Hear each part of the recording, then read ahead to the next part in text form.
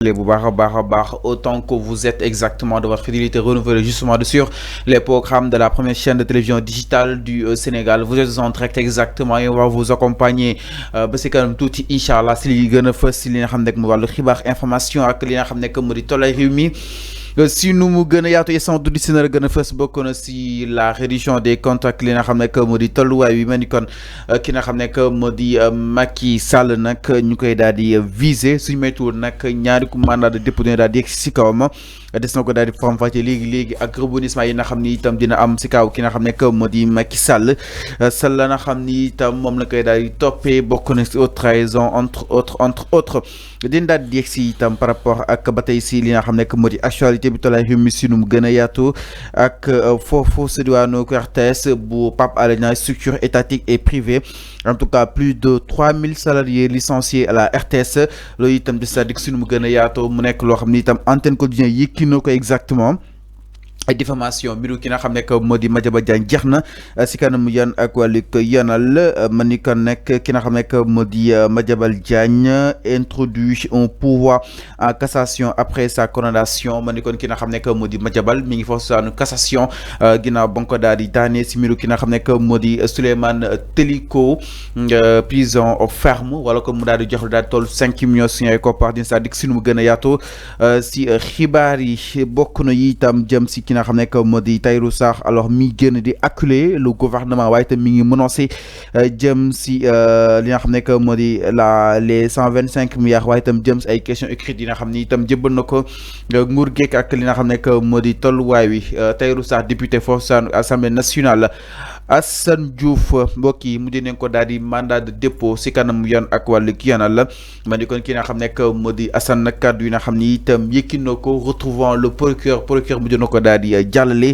si li nga xam ne que moo di kaso bi entre autres de points qui font l'objet de notre discussion c'est une émission Midi Info émission tolku matinal alors foofu la ñuy daal di dooree sax si mbiru ki nga xam ne que moo di Assane Diouf mbokk yi yoon ak wàllu ki yoonal mujj na ko daal di jàllale li nga xam ne que moo di à la dernière minute donc nag dañoo ak ki nga xam ne que moo di le procureur gi nga xam ne amee benn retour de parquet le procureur n'a pas hésité pour daal di yóbbu ki nga xam ne que moo di Assane Diouf kaso alors enfin lu nu mel c'était prévisible ou pas est-ce que aussi da si am benn analyse que ni peut-être kaddu mu yéegi le fait que c'était wul tour rek waru ko mun décharger concrètement. Oui c'est évident nañu waxante dëgg xam nga Fallou Sénégal la ñu nekk réew boo xamante ne mën ngaa yëkkati ay kaddu teg ko ci der gor ba pare buñ la laajee ay preuves doo nekk à mesure de fournir ces preuves là après buñ lay loxo yoonu tegee loxo les gens vont dire que non règlement de compte la non mbirum fayanto la non Assane Diouf dañ ko tooñ Assane Diouf kenn tooñu ko Assane Diouf non kenn tooñu ko moom ci boppam moo ne moom c'est un insulteur public c'est ce qu'il a dit nee na waa Macky Sall ñoo ko taxé un insulteur public donc lui il le reconnaît loolu lay bàkkoo alors lu ñu toppee Assane Diouf c'est simple c'est très simple lu ñu ko toppee dañ ko topp pour diffusion de fausses nouvelles des propos aussi comment dirais-je malencontreuses portant sur une personne boo xamante ne aujourd'hui il partage certaines prérogatives du président de la République. Donc c'est une institution qui est visée. Assane Diouf a visé une institution. Donc Ousmane Sonko même prérogative il est Ousmane Sonko loolu tamit problème am na fa at fa. Non si c'est xam nga Fallou donc il va falloir modifier les textes ñun lu ñuy wax ni loi moo ko wax. Maintenant si vous n'êtes pas d'accord les gens qui ne sont pas d'accord ni que Ousmane Sonko on lui a conféré certaines prérogatives qu'incarne le président de la République. Maintenant, si vous n'êtes pas d'accord, ou bien si les opposants là, n'y que de manipuler, s'ils ne sont pas d'accord, il va falloir qu'on modifie les textes. Alors, mais tant que modifions les textes, il y a une loi qui protège la fonction du Premier ministre. Alors, nous avons une offense au PM, concrètement. C'est pas offense au PM. C'est une thèse de manipulation. C'est pas offense au PM. Offense à une personne incarnant qui incarne certaines prérogatives du président de la République. C'est une loi. Comment aussi, Fallo, il faut dissocier Ousmane Sonko de la primature. On garde l'institution. C'est ma détaillé pour Sénégalais comprendre. Ousmane Sonko n'est pas c'est pas important. C'est un citoyen comme Sénégalais. C'est ma dissocier pour expliquer mieux Sénégalais comprendre.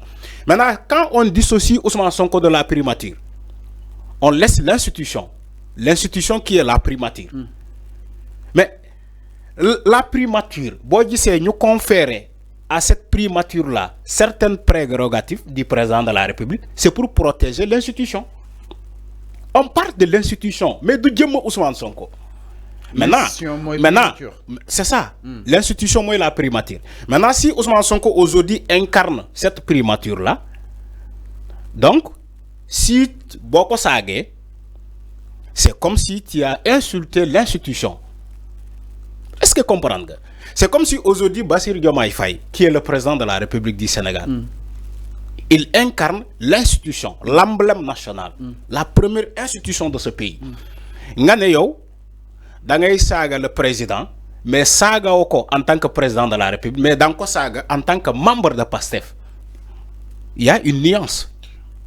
En sachant que le président de la République, Yamano Bini, il n'incarne qu'un seul poste et qu'une seule fonction. Parce qu'il a quitté les instances du parti PASTEF, Bassirou Diomaye Faye.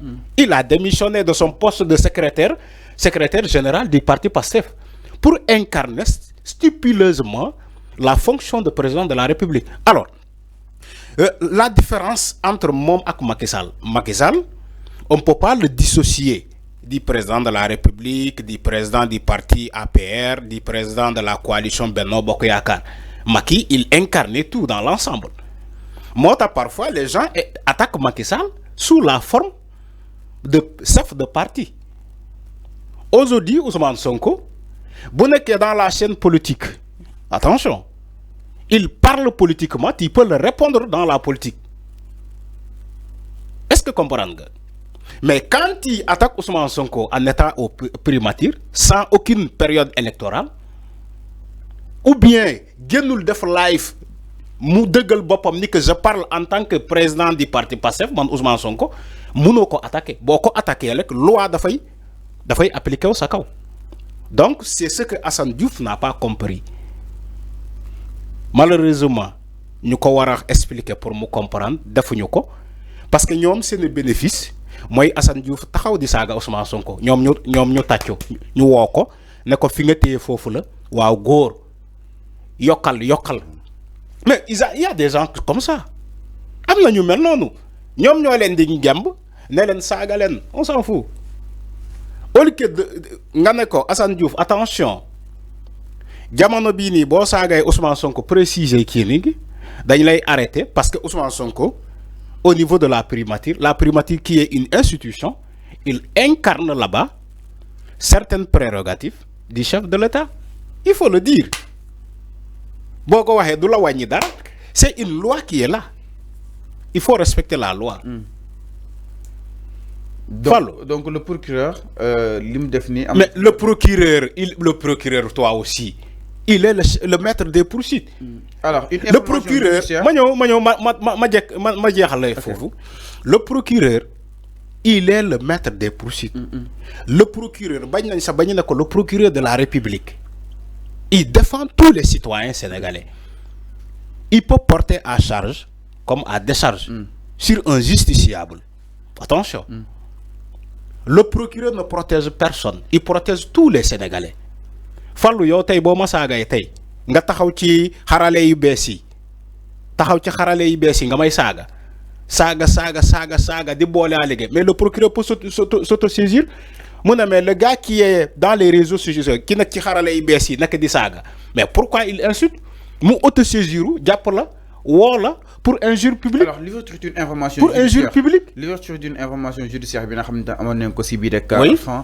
Donc cas bi dépassé nañu comme fu ñu ko nattee concrètement. Non mais si juge bi bu demee ba ubbi information judiciaire mais yow dañ lay denc en attendant. Il faut que ñu wax ko ci olof pour ñi comprendre. Juge bi bu demee ba ubbi information judiciaire yow dañ lay denc en attendant dañ lay déférer. en attendant ñu statué ci sa cas loolu moo dal Assane Diouf c'est ça la réalité loi la ñuy appliquer parce que il l'a fait. Assane Diouf, il a insulté le public. Alors, il a donné de fausses diffusions, il a diffusé de fausses nouvelles. Voilà, sur une personne. Après, vous allez dire que, oui, Bah Diakhaté jaar na fi, oui, Ahmed Ndoye dawal na fi sans permis, oui, diw jaar na fi, ñeneen jaar nañu fi, après ñu bàyyi leen. Oui, c'est comme ça.